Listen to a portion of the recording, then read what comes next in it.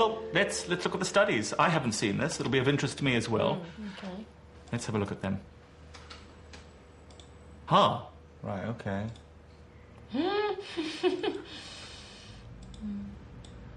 Look at the difference between those last two. The amazing difference in the breast size and the waist. See how the stomach is changing and the breasts are changing.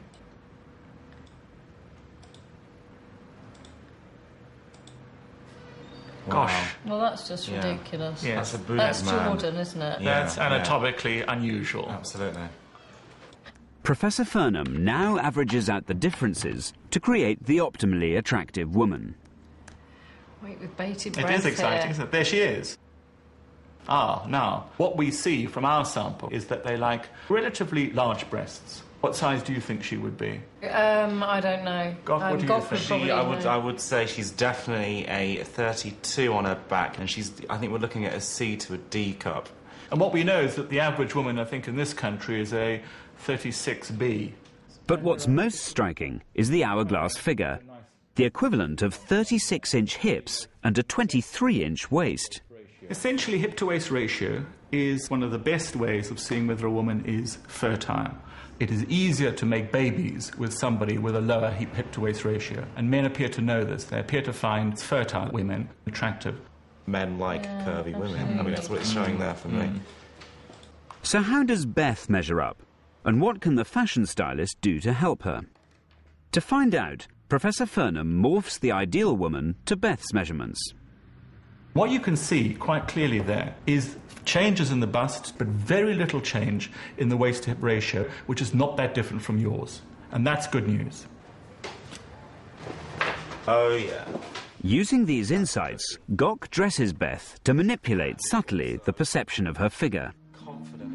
Okay, right then, boys. Are you ready? We are. Okay. Hey, Michael, good to see you. Thank you. Very nice to Right, okay, Beth, do you want to come on out, my darling? Here we are.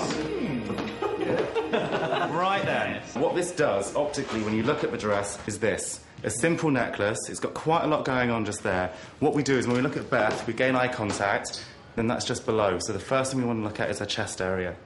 The belt is meant to accentuate the waist-to-hip ratio? Yes. If we didn't have this belt area here, which brought in the waist, I'm going to let go and you should just see dramatically what happens. So the one thing that the guys wanted when we saw the reports was that small waist gone. So simply by just putting on just a stretch of material, it's amazing, isn't it? That looks to me as if you got very much nearer to the perfect ideal, which is, of course, so much more attractive. The makeovers appear to have worked. Meanwhile, a vast amount of data has been processed.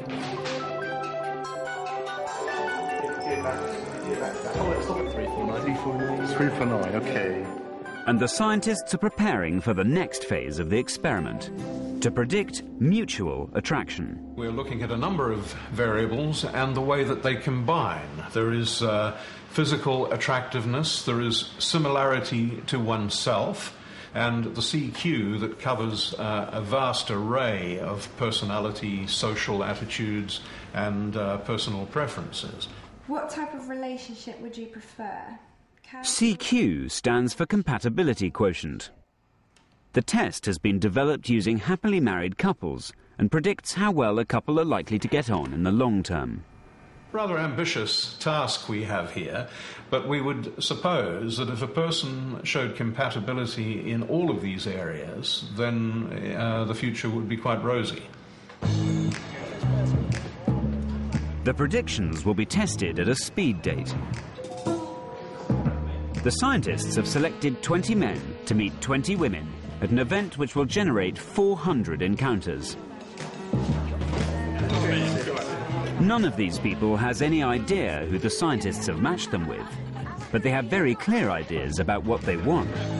The woman that I'm looking for is someone who likes to do the household chores, cooking, cleaning and whatever. Rich, so she can support my expensive lifestyle. Oh, and she must be interested in sex, or she must like sex. I'm looking for somebody who's not necessarily handsome, but is more striking looking. They don't necessarily have to be mega-loaded. I'm not worried about that. I'm not materialistic, although obviously I want them to have a decent lifestyle. I think somebody like Richard Branson, he has all those qualities. As the only woman to have received scientific beauty advice, Beth is in a bullish mood. Looking as hot as I do, who knows what could happen? There might be a marriage proposal by the end, you don't know. But will the makeover give her an edge on the competition? Looking forward to it? Indeed. Yeah, me too. To bag a man tonight. Peter is feeling altogether more apprehensive. I saw some of the other guys for the speed dating event when they turned up at the measuring day. They all looked younger than me. They all looked much better looking than me and much smoother. So I think I've got absolutely no chance today. I think I'm competing with some quality opposition, but we'll see. Nice to meet you. The competition will be even stiffer than he thinks. Among the bachelors are 3 men who specialise in the art of picking up women. They've formed a society to pass on this know-how to other men. Never underestimate the power of the ugly girl that is next to her. Never! What you get. Emir is a former city broker. That's why we have wingmen, you know. You can have the wing commander that is going for the main target, then you have the wingman that is going for whatever, you know, just taking care of everybody else. Then you have the kamikaze fighter that is going for the married girl, the ugly guy, or the boyfriend or something, you know. It's just going to crash and burn, he knows that. You know, you can alternate these kind of things, you know. Yeah. These men have been entered into the experiment as a wild card. Will their techniques give them any advantage? As in a conventional speed date, the men and women meet each other for 3 minutes. Okay, your first 30 seconds starts now. But there is a twist to the proceedings. Each table has been fitted with a gadget which enables the participants to register their positive or negative feelings by turning a dial. Before the date begins, the men and women have been instructed to sit in silence and rate each other from 0 to 100. Carl Grammer thinks that facial similarity will be decisive. People are attracted to other people who look like themselves. Okay, that's it. If you have a partner who is like yourself, you're probably not getting into trouble with him so often because you will have the same ideas, you share the same values, the same attitudes, and so on. And it looks like that people hope that somebody who looks like themselves also shares the same attitudes, values, and so on. Dr. Grammer illustrates this principle with some well-known couples. Arnold Schwarzenegger and his wife, 2 very square faces, almost identical, structured, high cheekbones. These 2 have the same chin, very round faces, with an almost identical nose. This is the same, very identical mouth. They also have a comparable nose, and the eyes are almost of the same form and color even. The zoologist believes that there are genetic benefits to inbreeding, and that the men and women with similar faces will find each other the most attractive. Using special software, he has created a facial similarity index for everyone in the agency. Match found. Match found. Match found. So will Grant be attracted to Leanne? Match found. Gail to Simon? And what about Beth? Match found. It turns out that several men have similar faces to her, so Carl Grammer has joined forces with Glenn Wilson to identify her best match. OK, Carl, shall we look at the faces that are most similar to Beth, and I will lay out the faces that have the highest CQ scores. Dr. Wilson's compatibility test has identified the men with whom she has the best chance of success. So is this our problem or theirs? Beth is a property manager who likes to be in control.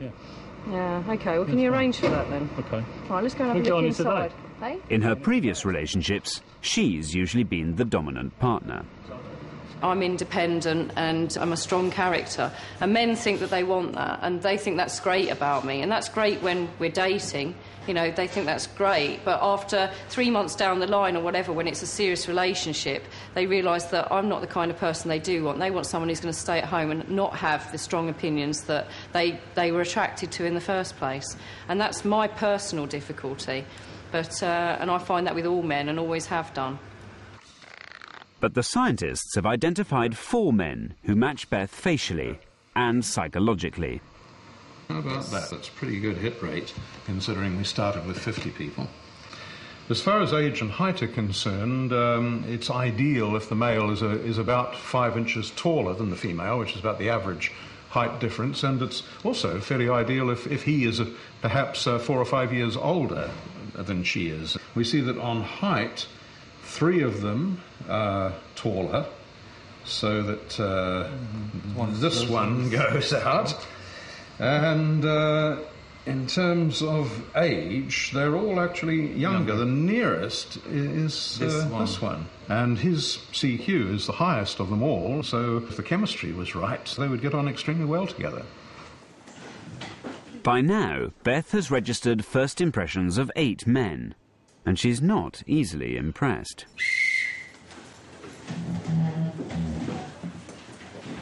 At last, she meets Dave. Both of them, of course, are completely unaware of the scientist's prediction. A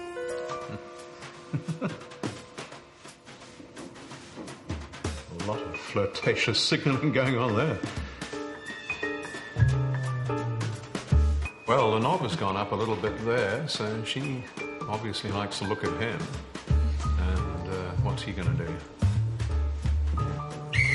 Yeah, it looks as though he's initially attracted to her as well. It's a medium attraction, I think. The same procedure has been used to identify Peter Kerr's best match. So number 2? That's a hit, is it? Yes. Yeah. Like Beth, Peter has no idea he is facing his one scientific match.